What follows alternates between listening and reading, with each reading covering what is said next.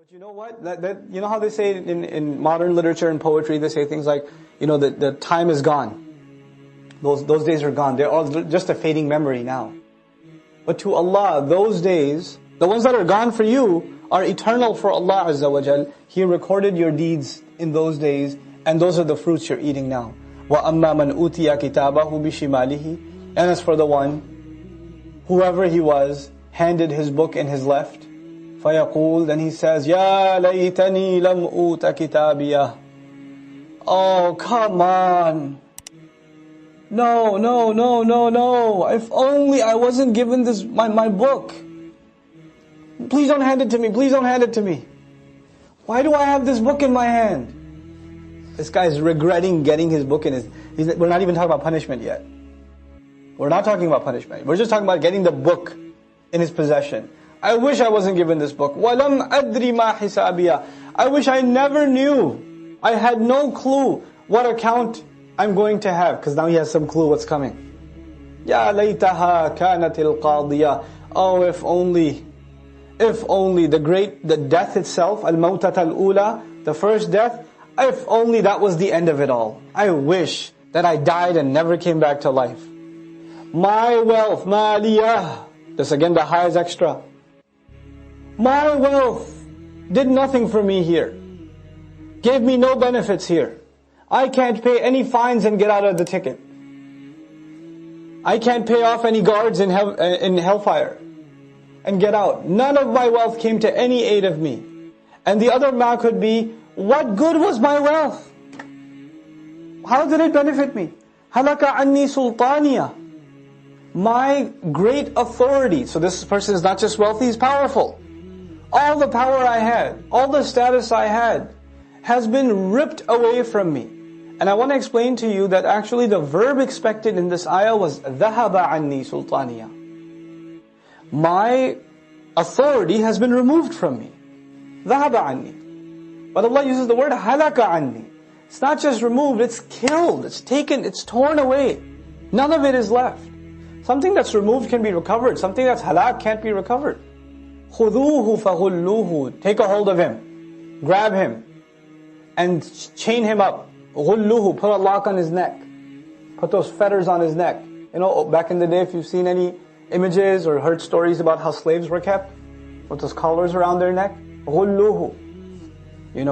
They say غَلَّ فُلَانٌ أو غُلَّ فُلَانٌ في كذا. يعني دخل فيه وأدخله منه. والغل هو القيد. Put him in the prison. Ghil also means qaid, prison. And he's thrown inside. ثُمَّ الْجَحِيمَ. Then after that, into Jahim, the roaring fire. صَلُّوهُ. Throw him in. ثُمَّ فِي سِلْسِلَةٍ. Then after he's thrown in, he's got this fetter on his neck, this collar on his neck. Put a chain on it. ذَرْعُهَا سَبْعُونَ ذِرَاعًا. Whose links are 70 links long. He's been thrown from above. So where's the chain coming from? From above. And he's hanging by this chain in the fire. فَاسْلُكُوهُ. Then keep him tied and keep him connected. إِنَّهُ كَانَ لَا يُؤْمِنُ بِاللَّهِ الْعَظِيمِ. He was the one who didn't believe in the great Allah. Allah al-Azim.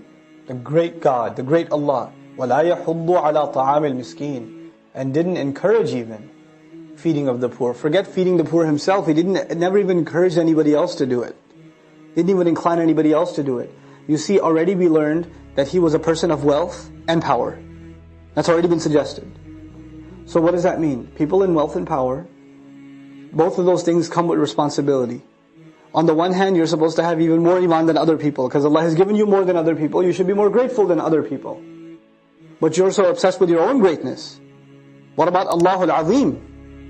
On the other hand, because Allah has given you more, you should be giving more. You should be taking care of those who can't help themselves. Al-Miskeen. Forget giving, you didn't even encourage giving. I've talked about this before. What does لَا يَحُضُّ عَلَى طَعَامِ الْمِسْكِينَ suggest? As a social phenomenon, you don't want to encourage other people to give, because when you encourage other people to give, the question will rise among the people, what have you given? What have you given? And then if the finger points at you, then we're like, oh yeah, I don't want to give. So let me not talk about it. So we'll have a gentleman's agreement. I won't speak about this, and so you don't ask me, and I won't ask you. And why would he be the one speaking about it? because he has wealth and power, so obviously he's a public figure. Allah says, فَلَيْسَ لَهُ الْيَوْمَ هَاهُنَا حَمِيمٌ. There's nobody out here today. For him over here, there's nobody that's a close friend to him. لَيْسَ لَهُ الْيَوْمَ هَاهُنَا حَمِيمٌ وَلَا طَعَامٌ إِلَّا مِنْ غِسْلِينَ. And there's no food for him either, except ghislin. What's ghasala? Ghasala is to wash. Anybody here ever do the dishes? If you do the dishes, and there's a lot of them, then, and you don't, you put that thing in the sink, so that the stuff doesn't go into the sink and clog the sink. And when you're done doing not the dishwasher, I'm talking about the dishes. When you do the dishes, then you're all done, you remove the dishes, and what's left at the bottom? That gunk that you look at and go, bleh, that gunk, that's ghislin. Ghislin is the leftover after washing. Either food or clothes. The dirty water left after clothes are washed. So, mother's cleaning the filthy clothes of her children, and the dirty water's going into a bucket, that's ghislin. The leftovers from the wash. That's his food. وَلَا طَعَامٌ إِلَّا مِنْ غِسْلِينَ لَا يَأْكُلُهُ إِلَّا الْخَاطِئُونَ. Nobody's going to be eating this except people that made the people of grave mistakes. خَاطِئُون, the mistake makers. Is that you have people that all they do with their life is they want their kids to have a bright future. Right? So they put them in the best schools. Their savings go towards their college, then towards getting them married. Al-Munabbih. Okay. So, and that's all they did with their life. If you look back at their life, it was until maybe they had children, they lived maybe for themselves, but after children, they lived for their kids. So they live for it. Really their life amounts to just doing something for their children. But unfortunately, one thing they weren't able to give their children is deen. It was really tragic. I know people in New York, it's tough life. There's a lot of people that drive cabs for 19 hours a day, and barely and they save money and save money and say, why? Because I want my kid to live in a house in Long Island one day. Because Long Island is like Jannah for Queens. Right? So they'll work at the gas station and drive a cab and save and save and save and save and save. So one day we can move to the island. That's success. And then my kid can go to a college. That's success. And because if you're working 19 hours a day, and you're doing overtime, so you can save and save and save and save and save, so you can do this other stuff, you know what happens? You're not around for your children. You're not around for them. So you have no meaningful relationship with your kids. It's really tragic. And then these kids turn 18, 19, 20 years old and they run away from home. They leave. So they have these alternative lives that the parents don't even know about. And then by the time they get a career, they just abandon their parents because they never really had a relationship with their parents because their parents weren't home. They were just busy building their careers. They have more meaningful conversation with their non-Muslim friends that they will ever have with their own parents. And this is how so many Muslim families in America have been ruined. Muslim families. So many. Work. No relationship with children. And then you wonder why my children don't. And then you come to the speaker and say, brother, please talk to my children, talk about the rights of children or the rights of parents. Well, what about the rights of children, man? Where were you? And all of this for our own children. Surah At-Tawbah is even scarier.